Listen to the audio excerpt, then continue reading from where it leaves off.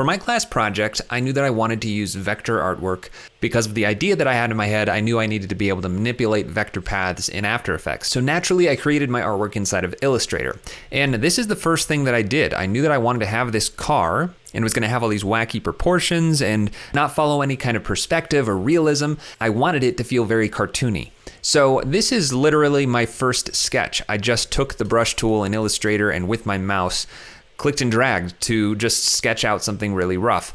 I'm not suggesting that that's the best way to sketch something, but it got the job done for me. I didn't need to try to be very perfect. I just wanted to get the idea and the rough frame of my car out onto the artboard. And once I was pretty happy with the layout of this car and all of the elements that I wanted to include, then I went back and cleaned it up. I made a cleaner version using the pen tool. So you can see if I overlap these two, it's very similar. I just adjusted some of the angles. I made a lot of the lines perfectly horizontal or vertical, but we got this second version. And from here, I just continued to refine it, and I ended up with a car that looked like this. It's all basic shapes. I chose the colors that I wanted to use, and I also created a background. So this is kind of my color palette that I came up with inside of Illustrator, and at this point was ready to go into After Effects. Now, because I had a very specific idea in my head of how I wanted this to move, I knew that I would need access to a lot of individual layers inside of After Effects. So like the top part of this car with all the windows and the frame of this cab, I knew that I wanted this to be able to really pop out from the main body of the car. I wanted that to shoot up. And I wanted the front of the car to be able to stretch out. Same thing with the back. I wanted the wheels to be independent. And all these other little details like the antenna, the mirror, the hood ornament, I wanted all of those to be able to move independently. And that's typically how I animate any given illustration. I know that I'm going to want to move a lot of individual parts. So any one of those individual parts that needs to be animated has to be on its own layer, or at least accessible in After Effects as its own object. Now, in a lot of my classes, I show you how to do this in a way where you're saving the Illustrator file, importing that into After Effects, and then converting that Illustrator artwork into shape layers. And that is a perfectly fine way of doing it.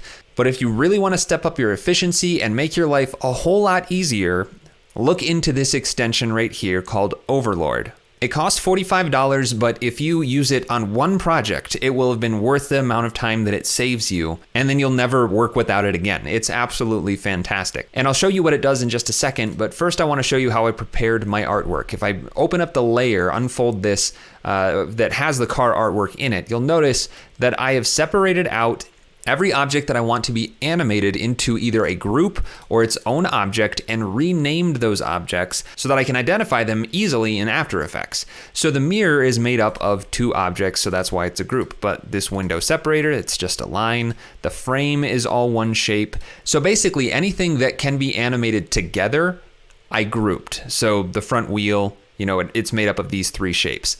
But the important thing is that you see that I've organized every single one of these and took the time to give them all names. And here's why. Because Overlord allows you to select any artwork inside of Illustrator and click this button, push selection to After Effects, and it is completely transferred over into After Effects as shape layers in the exact same place, using the exact same colors, the same layer names as I had in Illustrator. 100% ready to go. No importing of artwork and converting to shape layers. It is just here. It's perfect, exactly the way that I wanted it. And my import process, my transfer from Illustrator to After Effects is done.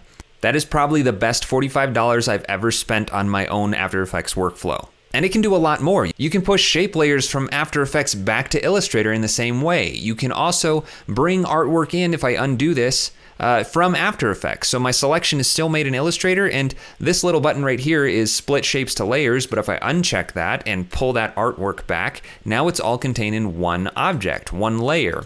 And if I go into the contents, all of those sub-objects in Illustrator are transferred over as groups.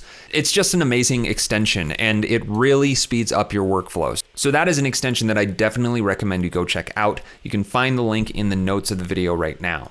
But just in case you're not ready to purchase that, or it's just not a possibility for you, I do want to show you quickly what you need to do in order to transfer this artwork over through an Illustrator file. So I'm just going to duplicate this layer so that I don't lose that.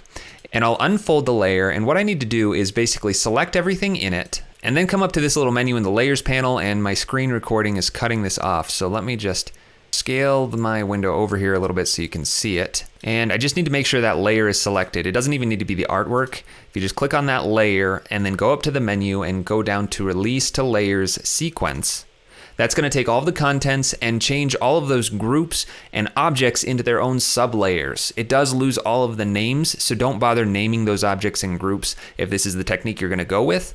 But then I can just grab all of these sublayers and drag them out of the actual layer. And now they all exist on their own layer. So rename all of these, because After Effects will take the layer names when you bring it into Illustrator and convert it. And then I'll just save this as a new file. We'll call this car layers and click save. And then I can bring that into After Effects just like any other item, just import it. And I need to make sure that the import kind is set to composition. And my footage dimensions are set to layer size, not the document size. Then I'll click OK. After Effects gives me a composition with all of those layers. If I had renamed them in Illustrator, they would be named properly here. But from here, I can just select everything, right click on any one of them, and come down all the way to create. This is off screen, unfortunately. I think if I go to layer, there's the create menu. I can also go here, create shapes from vector layer. That will convert every one of the Illustrator layers into their own shape layers. And this is basically the same thing that we had from importing from Overlord, but you saw how much more work it was to get to that point. When with Overlord, all I have to do is have the right file open. Let's go to the car, select the artwork, and I'll just make a new composition and pull that in. After Effects builds it for me. No importing, no saving, no needing to do anything special in Illustrator other than labeling my objects.